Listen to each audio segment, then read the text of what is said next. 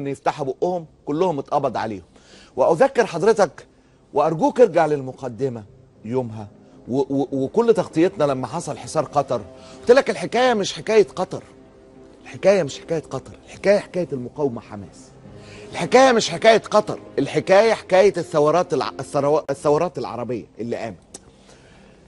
هؤلاء الشيوخ السعوديه يعني خسرت رصيدها كله من الشيوخ في كده في لقطه، يعني لا تنازعها لقطه في الغباء الا لقطه اشد منها غباء. هقولها لك دلوقتي. لا تنازعها لقطه تانية في الغباء، اللي هو فقدت كل الشيوخ، قبضت عليه. ليه؟ الشيوخ ما كانش قطر، الشيوخ دول اتقبض عليهم من ساعتهم. سيبك بقى من حمله الفساد وبتاع اللي اتعملت، طب الشيوخ مقبوض عليهم من ساعتها ليه؟ من ساعتها ليه في السعوديه؟ شيخ سليمان العوده ومن على شاكلته ربنا يفك اسرهم جميعا، ليه مقبوض عليهم؟ عشان قلت لك ساعتها، عشان بس هتقول النهارده بيقول كده، لا والله من اول لحظه قلت لك الناس دي هتقلع ملط، الحكام العرب الاشاوس هيقلعوا ملط، فالمنطقه بتستعد للحظه القلع الملط. انت كده نصا عشرات المرات اي حد شرفني بالمتابعه حقيقه هيتذكر هذه الجمل جيدا. ولولا ان احنا بعتذر لحضراتكم تاني عن كل الاخطاء، انا وزمايلي باسم زمايلي باسم قناه الشرق بنظبط الدنيا، معلش سامحونا في ظرف صعب وانتم مالكوش ذنب في اي حاجه، فكنت هجيب لك اللقطات دي وهجيبها لك باذن الله اذا بدون مقاطعه بكره باذن الله. قلت لك ايه؟ المنطقه دي كلها هتقلع ملط، فما ينفعش وهي بتقلع ملط يفضل حد لابس توبه، هتبقى مشكله. فهم بيستعدوا للحظه القلع الملط، لحظه صفقه القرن. فانت الشيوخ اللي ممكن ينطقوا موجودين كلهم في السجن، موجودين كلهم في السجن. ليه؟ هقول لك لقطه تانية اقوى. شفت مقدمه يوم الاربعاء؟ شفت لما جبت لك عباس وهو بيقول بيتغزل وهو قاعد يخسر رجلين ترامب زي الباقيين يعني، وهو بيقول وانك الملهم وانك انت اللي هتحل القضيه الفلسطينيه. جهزوا لي لقطه عباس دي يا جماعه.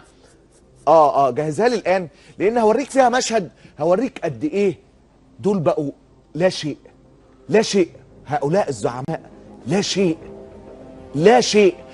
ابدأ لي بعباس، عايز عباس مش عايز الرؤساء كامله. هاتوا الرؤساء كامله، بس انا عايز عباس، يعني عايز عباس، لانه ساعتها عباس كان ليه لقطه محيه جدا هوريها لك وبعدين اعلق عليها. خلي بالك الدنيا كلها دايره ببعضيها باللوحه اللي الناس، واوريك الرؤساء العرب ومنهم عباس، بس ركز في عباس حضرتك.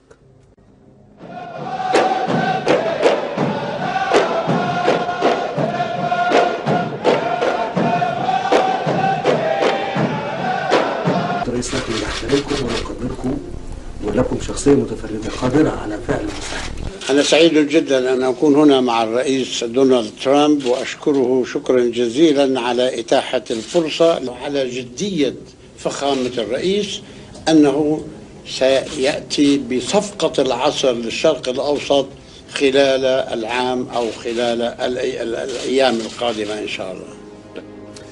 شوف بقى عباس ليه اللقطه، اتمنى ان تكون لقطتها وانتم كلكم تفوقون ذكاء ولماح. عباس قال له خلال السنه، فاكتشف ان الاتفاقيات هتبقى اسرع من السنه، فخاف انها تتحسب عليه، خاف انها تتحسب عليه ان هو قال سنه فيتعبط. ما هو عباس ده بيتعبط